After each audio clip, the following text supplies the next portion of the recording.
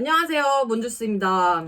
오늘은 제가 유튜브를 운영하면서 약물 치료를 시작하신 ADHD 분들이 자주 물어보는 질문에 대해서 저의 개인적인 의견을 공유하려고 합니다. ADHD 문주스. ADHD 진단을 받고 약물 치료를 시작을 했어요. 그러면 아마 내가 먹고 있는 약에 대해서 상당히 많이 구글이나 네이버에 아니면 유튜브에 검색을 하고 계실 거라고 생각을 해요. 제일 흔한 반응이 두 가지인 것 같아요. 하나는 약물 치료에도 잘 모르겠어요. 효과를 잘 모르겠어요.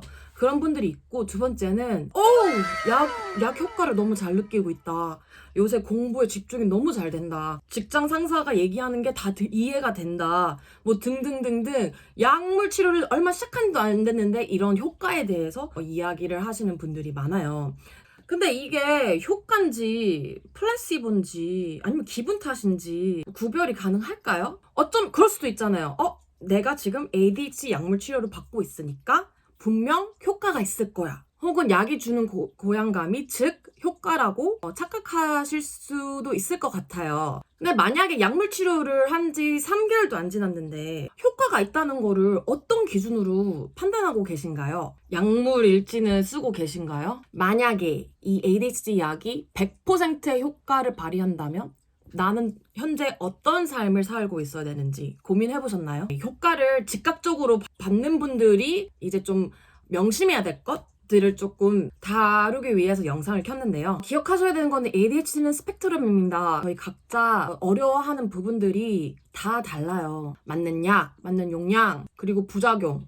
이런 것들이 다 다르거든요. 그리고 이 부작용이 무서워서 약물 치료에 대한 거부감이 있으신 분들도 계시는데, 하지만 이 약을 먹는 이유를 좀 아셔야 될 것 같아요. 왜 약을 복용하시려고 하시나요? 저 같은 경우에는 더 나은 삶을 살기 위해서, 더 편안한 삶을 살기 위해서 약을 복용합니다. 물론 모든 약물 치료가 그렇듯이 부작용이 없을 수가 없어요. 저도 좀 상당히 다양한 부작용을 경험했는데 아직도 식욕 억제는 조금 있고, 뭐 속쓰림이거나 아니면 더 우울해지시는 분들도 계시고, 자살 충동까지 느껴지시는 분들도 계시고, 되게 다양하게 부작용이 나타나는데, 만약에 부작용 때문에 삶이 너무 괴롭다?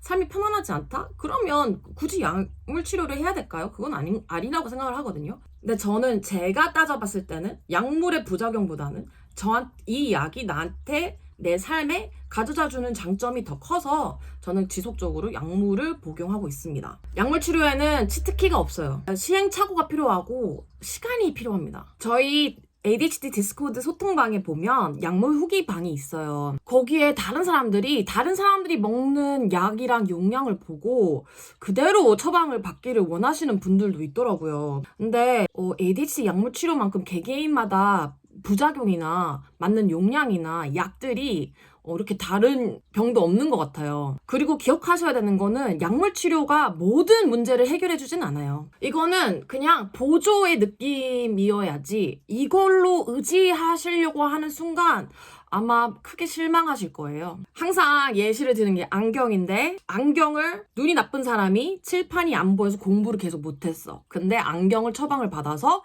칠판이 잘 보이게 된 거예요. 그러면 이 사람은 공부를 잘할 수 있는 환경이 만들어지는 거지 공부를 잘하는 건 아니잖아요. 약물 치료만 잘해도 ADHD의 삶은 정말 많이 변합니다. 저희가 여태까지 시간 낭비한 걸 생각해보세요. 네? 20몇 살 때 처방 20 몇 년 동안 ADHD를 갖고 살았는데 그만큼 맞는 약물을 찾는 과정이 정말 중요해요. 왜냐면 앞으로의 저의 삶이 어떻게 될지를 결정해 줄 수 있는 요소가 될 수도 있으니까요. 그래서 성급해서 되겠습니까? 나한테 정말 잘 맞는 약물을 찾고 싶지 않으세요? 그러면 저희한테 필요한 건 시간과 시행착오입니다. 그리고 전문의의 상담을 통해서 나한테 맞는 적정 용량을 찾는 과정이 필요하겠죠? 이게 ADHD 진단받고 우리가 해야 되는 첫 번째 단계예요. 나에게 맞는 약물 찾기. 아마 대부분의 사람들이 그렇겠지만 저 같은 경우에는 처음에는 2주마다 병원을 방문했었거든요. 아마 대부분의 이제 ADHD 진단을 받으시고 결과 2주마다 선생님이랑 상담을 하실 것 같은데, 그럼 왜일까요? 왜 2주마다 보는 걸까요? 일주일이어도 되고 3일도 되고 이렇잖아요. 왜냐하면 2주 동안 그 약물이 어떻게 작용했는지 그 결과가 필요하기 때문이에요. 나중에 저처럼 맞는 약물을 찾는다면 뭐 한 달에 한 번, 뭐 한 달에 한 번씩만 방문해도 되거든요. 근데 처음에는 이제 맞는 약물을 찾기 전까지에는 2주에 한 번씩은 아마 상담을 받으셔야 될 거예요. 저희가 ADHD를 갖고 살면서 사실 성인이 갖춰야 되는 코어 기술들이 많이 부족한 상태예요. 그래서 하루아침에 뚝딱 변화할 거라는 생각은 안 하시는 게 좋아요. 약물 치료를 하면서 우리가 그 기술들을 배울 수 있는 환경을 갖추고 그 다음에 그 기술들을 차근차근씩 배워 나가야 되거든요. 그래서 약물 치료를 하면서 저희가 성인이 필요한 이제 코어 기술들을 차근차근씩 배워가는 단계를 밟으셔야 될 거예요. 물론 이제 다른 동반 질환으로 우울증이 있으면 우울증 치료에 집중을 해야겠죠. 아니면 저 같은 경우에는 자존감이 되게 낮고 되게 부정적인 생각들이 많아서 심리 상담을 시작을 해서 그거를 먼저